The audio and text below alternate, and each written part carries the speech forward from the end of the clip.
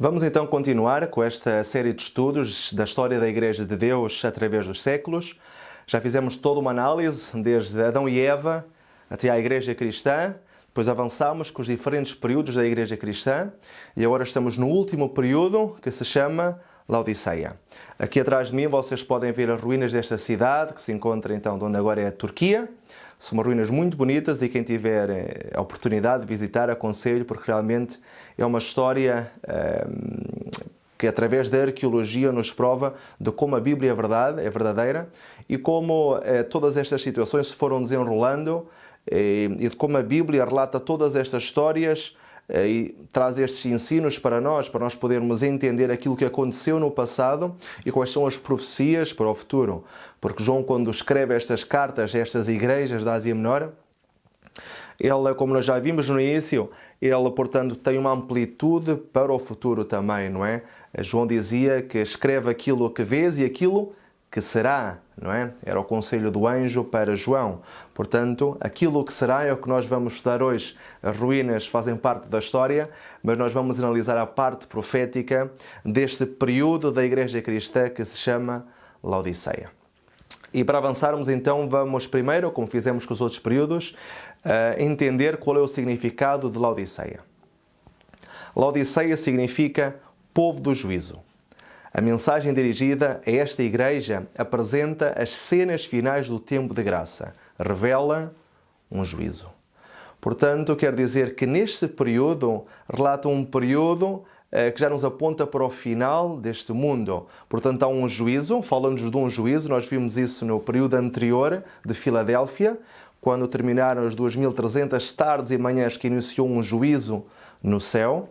E então, a partir agora desta data de 1844, quando iniciou esse juízo, então nós sabemos que se aproxima também o fim do mundo e também que será neste período que irá acontecer também, que irão cair as 7 pragas, que irá acabar o tempo de graça. Mas vejamos agora um pouco também do contexto histórico. Esta cidade foi estabelecida pelo rei Seleucida Antíoco II e nomeado em honra à sua esposa Laodice. Era uma cidade que era conhecida pela sua riqueza, produzia finas telas em tecido e fabricava o colírio, famoso unguento para os olhos. E é muito interessante estas duas últimas partes que lemos, portanto, que fabricava essas telas finas de linho para as pessoas vestirem, mas também um colírio. Porque é interessante realmente como estas cidades tinham características que se aplicam depois tanto para os elogios como para as censuras de Jesus para os cristãos que vivem durante este período da Igreja Cristã de Laodiceia. Portanto, as telas finas, portanto a roupa fina de lino e também o colírio para os olhos. Vamos gravar esses dois pontos porque são muito interessantes para aquilo que iremos abordar agora durante o tema. Vejamos agora um pouco sobre o contexto geral. Portanto, é o juízo de Deus. Este período da Igreja Cristã inicia no ano 1844 depois de Cristo e vai até ao regresso de Jesus. Este período fica conhecido pela pregação da segunda vinda de Cristo, não é? Portanto, foi a partir daqui que se começou a pregar com mais intensidade ainda do que no período de Miller, que Jesus está às portas, que Jesus virá e que vinda é a hora do seu juízo. As verdades também deitadas por terra, por Satanás, através do corno pequeno, ou seja, o papado e o catolicismo, começam agora a ser restauradas. Portanto, nós vimos no estudo anterior como o Satanás utilizou o corno pequeno para atacar o serviço sacerdotal de Jesus, ou seja, para atacar o plano de salvação, para fazer guerra também ao povo de Deus, não é? Essa era a intenção de Satanás através deste corno pequeno do papado, não é? Mas agora, quando surge este novo período, em 1844, os cristãos da Laodiceia começam então agora a restaurar todas aquelas verdades que durante aquele período da Idade Negra, principalmente a partir do ano 538 depois de Cristo, começaram a ser implementadas pelo papado, pelo catolicismo, todas essas doutrinas erróneas que não tinham fundamento bíblico, mas eram mais bem tradições de homens E então, a partir de 1844, essas verdades que tinham sido pisadas pelo corno pequeno, conforme diz o texto de Daniel 8 e conforme nós vimos no estudo anterior, começam então agora neste período a ser restauradas, como por exemplo os 10 mandamentos, o sábado principalmente, a alimentação e muitos outros aspectos que foram então restaurados, e nós iremos ter o prazer de continuar e analisar cada um desses pontos nos estudos que ainda iremos fazer. Cristo apresenta-se à Igreja no período final da história. Em Apocalipse 3,14 podemos ler: E ao anjo da Igreja de Laodiceia escreve: Isto diz o Amém, a testemunha fiel e verdadeira, o princípio da criação de Deus. Jesus é a testemunha fiel e verdadeira que não se deixa comprar. E menciona o início, quando Jesus criou tudo. E assim como no passado, pode também dar vida à Igreja nos últimos dias da história. Mas agora fica a pergunta: a quem foi dirigida a mensagem? O texto bíblico diz-nos: E ao anjo da Igreja de Laodiceia escreve. Mas quem é este anjo da Igreja de Laodiceia? Vejamos nos textos. Apocalipse 2:1 diz: Isto diz aquele que tem na sua destra as 7 estrelas, que anda no meio dos 7 castiçais de ouro. Atos dos Apóstolos, na página 327. Estas palavras são dirigidas aos maestros da Igreja, àqueles a quem Deus confiou pesadas responsabilidades. Portanto, a quem é dirigida esta carta? Será que é um anjo literal? Claro que não. Ela não vai ter clara ao afirmar-nos que esta carta ou esta mensagem é dirigida às pessoas de responsabilidade. Portanto, aos líderes, ao ministério, aos dirigentes da Igreja que neste período iniciou como sendo a Igreja do Senhor. Em 1844 começou o movimento adventista. Então, quer dizer que esta mensagem é dirigida aos dirigentes máximos da Igreja adventista. Mas existe então uma censura. Em Apocalipse 3, 15 a 17, há uma censura para a Igreja ou para estes cristãos deste período. Diz o seguinte: Conheço as tuas obras, que nem és frio nem quente. Quem dera foras frio ou quente. Assim, porque és morno e não és frio nem quente, vomitar-te-ei da minha boca. Como dizes, rico sou e estou enriquecido, e de nada tenho falta, e não sabes que és um desgraçado, e miserável, e pobre, e cego, e nu. Aqui temos características de censura muito pesadas, mas há 3 que nós colocámos aí a vermelho, assinalámos a vermelho, e que queremos explicar porque é que há esta censura e porque é que os cristãos, ou porque é que esta Igreja foi caracterizada como tendo estes problemas. Portanto, ser uma igreja morna, ser uma igreja que afirma ser rica, mas é uma igreja que é cega. Vamos analisar cada um destes pontos com mais profundidade. Então, a primeira enfermidade era a mornidão. Ellen White escreveu em 1852. Isto é muito interessante porque esta é a primeira chamada de atenção da irmã White para a Igreja Adventista. Recordem-se que a Igreja só foi registada no ano 1863 como Igreja Adventista do Sétimo Dia. Mas o movimento adventista já existia.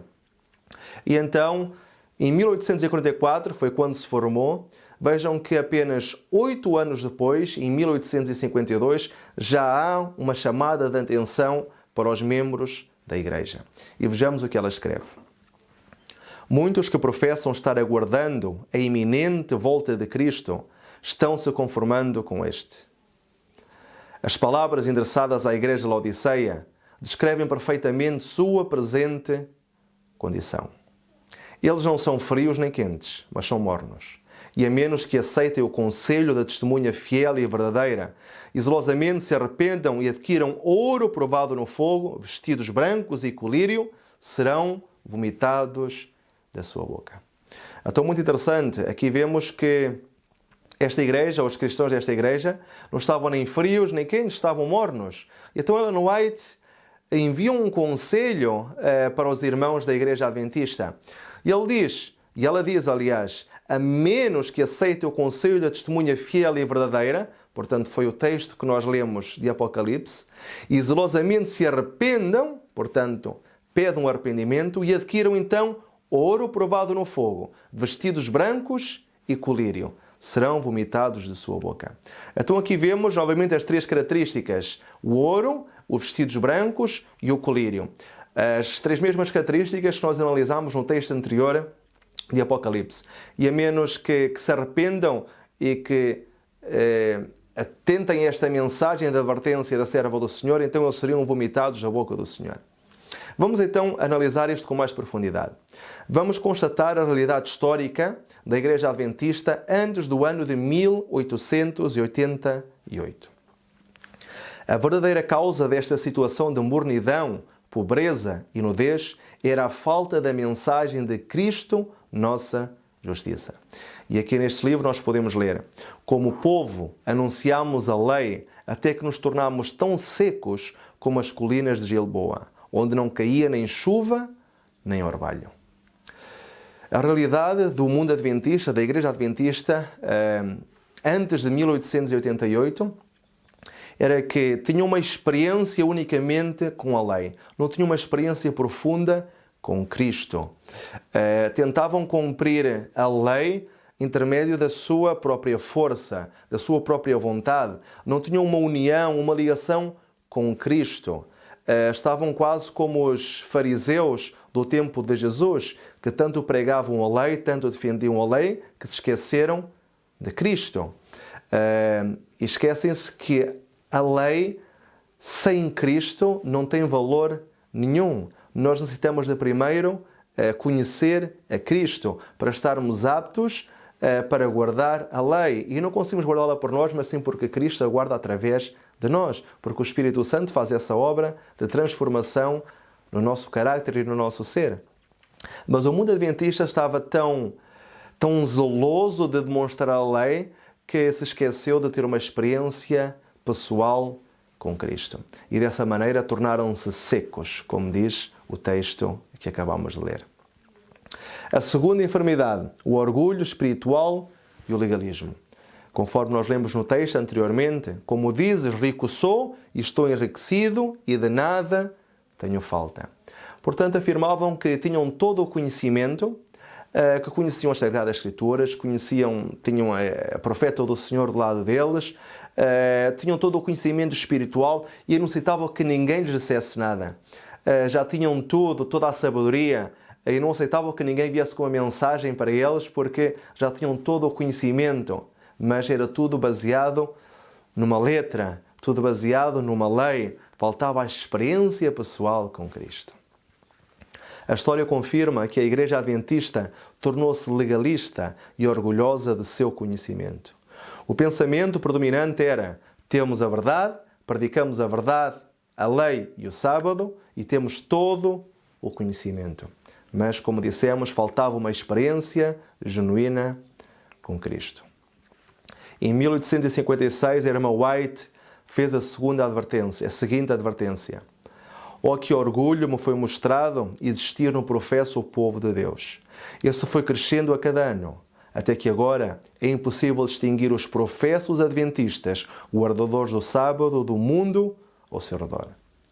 Vejam que estamos a falar no ano 1856 e já nesta altura Ellen White dizia que já não existia uma diferença entre aqueles adventistas do sétimo dia e entre as pessoas do mundo. E então, realmente, esta era a condição existente da Igreja Adventista antes, portanto, de 1888. Então, agora temos a terceira enfermidade, que é a cegueira. Em Testemunhos Seletos, tomo 4, página 46, isto foi retirado do espanhol, traduzido, diz o seguinte: a letargia mortal do mundo está a paralisar vossos sentidos. O pecado já não vos parece repugnante, porque estão cegos por Satanás. Esta foi outra mensagem de advertência para a Igreja Adventista. Dizia que a letargia mortal do mundo está a paralisar os sentimentos e que o pecado agora já não parecia repugnante. Porquê? Porque Satanás tapou as suas vistas. Eles estavam completamente cegos. Tanto andaram que chegaram a um período que já não conseguiam distinguir o erro do que era bom, do que era certo. E então estavam completamente cegos, estavam completamente misturados com o mundo, já não havia uma distinção entre adventista e entre uma pessoa do mundo, era completamente igual. Essa foi a advertência, não é? Foi aquilo que escreveu Ellen White, não são palavras minhas. Vejamos então aqui a profecia do período de Laodiceia. Então, Laodiceia começou em 1844 e aqui vemos então as três enfermidades deste período, não é? A mornidão, portanto, já nem eram quentes, nem eram frios, não tinham uma fé viva, uma intensidade, não se preocupavam em servir ao Senhor com amor, com fervor, mas eram mornos. Não avançavam, não paravam, não faziam, não deixavam fazer, estavam completamente estagnados. Era uma fé morta. Também rica e legalista, portanto, afirmavam que tinham todo o conhecimento e que não necessitavam de nada mais. E que esse conhecimento era suficiente para serem salvos. Esqueceram a experiência com Jesus, esqueceram-se que Jesus é que é a porta e que Jesus é que é o caminho, a verdade e a vida. A terceira enfermidade é a cegueira. Chegaram a uma condição tal que já não conseguiam distinguir o erro da verdade. Para eles o pecado já era uma coisa tão natural que chegaram a um ponto que não viam nenhum mal em cometer certos e determinados pecados. Mas vejamos agora então qual seria a sentença para esta igreja se não aceitasse os conselhos de Deus. Então o anjo, ou seja, o ministério, a liderança, não é? Seria rejeitada por Deus. O texto bíblico dizia assim: porque és morno e não és frio nem quente, vomitar-te-ei da minha boca. E eu costumo dizer isto várias vezes, quando analiso este texto. Se não houvesse uma mudança, não é? Nestas três enfermidades, então a sentença de Jesus era que eles seriam vomitados da boca de Jesus. Agora, nós geralmente, aliás, ninguém faz isto, não é? Depois de alguém vomitar, nós não vamos apanhar o vómito para colocar novamente dentro da nossa boca, não é? Uma coisa vomitada é uma coisa que é rejeitada para sempre. Jesus não vai vomitar para colocar o vómito dentro da sua boca, não é? Portanto, esta ação, se não houvesse uma mudança nas doenças, na maneira de pensar, na estrutura, no ministério, no povo, então eles seriam vomitados da boca de Jesus para nunca mais serem aceitas. Como igreja. Não estamos a falar de pessoas individuais, mas sim como uma igreja, não é? Mas vejamos então quais eram os remédios que Jesus deu para eles abandonarem essas três doenças. Em Apocalipse 3:18, então diz: aconselho-te que de mim compres ouro provado no fogo, para que te enriqueças, e roupas brancas, para que te vistas, e não apareça a vergonha da tua nudez, e que unjas os teus olhos com colírio, para que vejas. Muito interessante, porque recordam-se as características da cidade de Laodiceia, então que fabricava essas telas de lino puro, branco, não é? E também era muito conhecido pelo unguento para os seus olhos. É interessante como Deus utiliza as características de uma cidade daquela altura e projeta depois para o futuro, para nós conseguirmos entender aquilo que o Senhor nos está a dizer. Mas vamos então analisar cada uma destas características que o Senhor colocou como remédio para as três enfermidades existentes dentro da Igreja Adventista.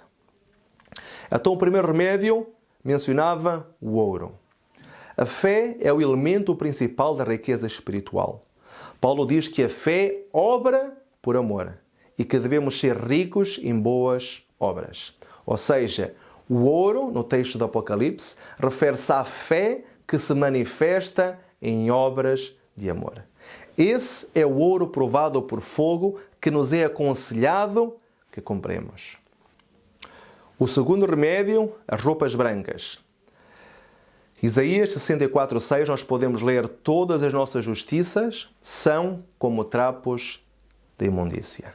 Portanto, nós não temos justiça, a nossa roupa é suja e então está contaminada pelo pecado, é um simbolismo, claro, e como tal nós somos aconselhados a comprar o oposto dos trapos da imundícia, ou seja, uma roupa branca e sem mancha. Apocalipse 19:8 diz claramente que o linho fino são as justiças dos santos. Ou seja, a roupa da justiça sem mancha é a justiça de Cristo. E o terceiro remédio, o colírio. A unção dos olhos não deve ser tomada em sentido literal, porque o texto refere-se a coisas espirituais. O colírio deve denotar algo que vivifique nosso discernimento espiritual. A palavra de Deus revela-nos que existe apenas um único agente que realiza esta obra, e é o Espírito Santo. É o Espírito Santo que nos ajuda a discernir, que nos faz ver o pecado, que nos convence do pecado, não é? Portanto, o Espírito Santo é este agente. Vejamos então a profecia novamente do período de Laodiceia. Temos Laodiceia, temos as três enfermidades, mornidão, rica legalista e a cegueira. E temos agora então os três remédios, a fé e o amor, a justiça de Cristo e o Espírito Santo. Então os três remédios, comprar ouro refinado no fogo, fé e amor, as roupas brancas simbolizam a justiça de Cristo e o colírio para ver, o Espírito Santo. Agora perguntamos, quando e onde se falou de fé, justificação e da presença do Espírito Santo com mais ênfase na história da Igreja Adventista? Foi no Congresso de Minneapolis de 1888. Foi um movimento que foi formado por Jones e Wagner, dois pastores da Igreja Adventista, por Ellen White também, e por todos aqueles que aceitaram a mensagem de Cristo, nossa justiça, em 1888. E Ellen White escreveu, em sua grande misericórdia, enviou o Senhor preciosa mensagem a seu povo, por intermédio dos pastores Wagner e Jones. Esta mensagem devia pôr de maneira mais preeminente diante do mundo o Salvador crucificado, o sacrifício pelos pecados de todo o mundo. Apresentava a justificação pela fé no Fiador. Convidava o povo para receber a justiça de Cristo, que se manifesta na obediência a todos os mandamentos de Deus. Como podemos constatar neste texto de Ellen White, podemos analisar todas as características, todos os remédios que eram necessários. Portanto, a fé que se manifesta por obras de amor, a justiça de Cristo e a obra do Espírito Santo. Portanto, essa mensagem em 1888, que foi trazida por estes dois pastores, Wagner e Jones, e que foi aceita por Ellen White e por poucos membros mais da Igreja Adventista, manifestava realmente essa mensagem, esses remédios para que a Igreja Adventista se pudesse curar das suas enfermidades. Mas será que o Congresso de 1888 trouxe alguma mudança? Ellen White, em Testemunhos para Ministros, página 69, escreveu: eles começaram essa satânica obra em Minneapolis. Mais tarde, ao verem e sentirem a demonstração do Espírito Santo, que testificava que a mensagem era de Deus, odiaram-na ainda mais, pois era um testemunho contra eles. Não queriam humilhar o coração para se arrependerem. Contudo, esses homens têm ocupado posições de confiança e têm moldado a obra à sua semelhança, tanto quanto podem. Vemos que não houve nenhuma mudança dentro da Igreja Adventista. Esta mensagem não foi aceita, pelo contrário. Ellen White diz que eles começaram a sua obra satânica. Foi por influência de Satanás nesse congresso. Todos aqueles que não aceitaram a mensagem de Cristo, nossa justiça, começaram a fazer uma obra satânica. Os dirigentes da Igreja, os principais dirigentes da Igreja dessa altura, que não aceitaram essa mensagem de Cristo, nossa justiça, que não aceitaram a justificação pela fé, que não aceitaram a presença do Espírito Santo e que a rejeitaram, então começaram essa obra satânica nesse congresso de 1888, rejeitando dessa maneira então os remédios que Jesus tinha dado para curar as enfermidades dessa igreja. Na carta 24 de 1892, Ellen White escreve: nunca pude esquecer a experiência que tivemos em Minneapolis e as coisas que me foram reveladas enquanto ao Espírito que controlou os homens, as palavras faladas, os atos realizados em obediência a poderes do maligno. Eles foram movidos na reunião por outros espíritos e não souberam que Deus tinha enviado estes homens jovens para lhes levar uma mensagem especial, a qual ridicularizaram e trataram com desprezo, sem se aperceberem que os agentes celestiais estavam a contemplá-los. Eu sei que nesse tempo o Espírito de Deus foi insultado e agora, quando vejo a mesma direção das coisas, sinto-me sumamente afligida. Vejam que esta carta é de 1892. Já tinham passado 4 anos depois do Congresso de Minneapolis, onde Ellen White diz que eles rejeitaram a presença do Espírito Santo, que continuaram essa obra satânica e que passado 4 anos que as coisas não mudaram. E em 1892 as coisas continuam igual. As enfermidades continuam ali e, além disso, rejeitaram também a cura dada por Jesus. Poucos anos depois desta data, estalou a Primeira Guerra Mundial, que durou do ano 1914 a 1918. A pergunta é: como atuaria a Igreja Adventista do Sétimo Dia perante esta guerra e perante esta prova? Já tinha rejeitado, portanto, as curas para as enfermidades. Tinha rejeitado os remédios que Jesus tinha dado. Tinham realizado uma obra satânica. Em 1892 continuaram com essa obra satânica e não tinham alterado nada. Como é que atuou a Igreja Adventista em 1914? Será que continuaria a defender os princípios que tinha no seu início, enquanto às verdades que tinham sido deitadas por terra por Satanás através do corno pequeno, como por exemplo os 10 mandamentos? Ou será que esta Igreja apostataria totalmente e finalmente da verdade, abandonando então os princípios que fizeram dela a Igreja de Deus no período de 1844. Isso é um estudo então que iremos continuar a fazer, iremos analisar nos próximos temas então que teremos para mostrar a cada um dos ouvintes que nos acompanha. Façamos então um pequeno resumo. Os fiéis dos 7 períodos da Igreja Cristã. Começamos no ano 31 com o período de Éfeso, simbolizado pelos primeiros cristãos. Depois, no ano número 100, o período de Esmirna, que eram os mártires. No ano 313, a Igreja de Pérgamo, simbolizada pelos fiéis que se separaram, aqueles que não aceitaram as doutrinas trazidas por Constantino para dentro da Igreja Cristã e então separaram-se. No ano 538 temos então a Igreja de Tiatira, ou o período de Tiatira, e aqui temos o período onde existiram os valdenses, os hussitas, e onde nós vemos que os líderes apostataram, como nós vimos agora dentro da Igreja Adventista, que apostatou também, os líderes apostataram, mas aqui em Tiatira diz-nos que aos restantes, que houveram os fiéis que se separaram. Isto é interessante porque em toda a história isto vai acontecendo. Os líderes vão apostatando, mas há sempre um pequeno grupo que se mantém. Há sempre um remanescente desse período, não é?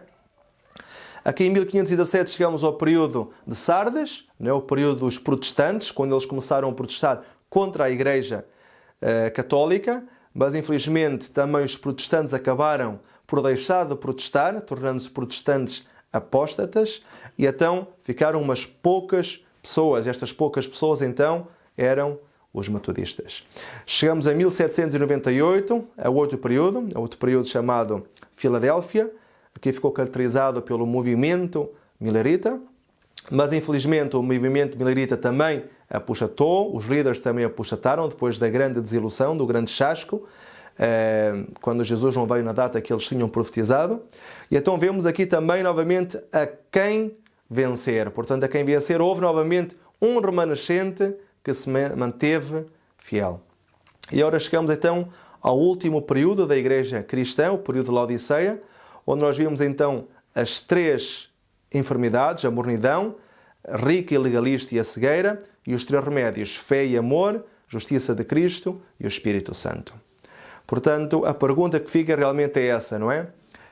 Como atuaria esta Igreja, que foi eleita pelo Senhor no ano 1844, na grande prova de 1914? Será que iria apostatar da verdade? Será que ia acabar por submeter também aqueles ensinos que eram contrários à palavra do Senhor? Será que iam abandonar aquela fé, ou inclusivamente aquilo que está no seu nome, Adventista do sétimo dia referindo-se ao sábado? Será que ia abandonar aquelas verdades que começaram a ser restauradas depois do corno pequeno ter pisado essas verdades durante tanto tempo? E esta Igreja, quando nasceu, estava a restaurar cada uma dessas verdades? Vamos ver como se comportou então esta Igreja nesta grande prova. e vamos constatar, se foi necessário também, haver um remanescente, como houve nos outros períodos também anteriores, como nós analisamos. Portanto, acompanha-nos neste estudo e que Deus vos abençoe grandemente. Amém.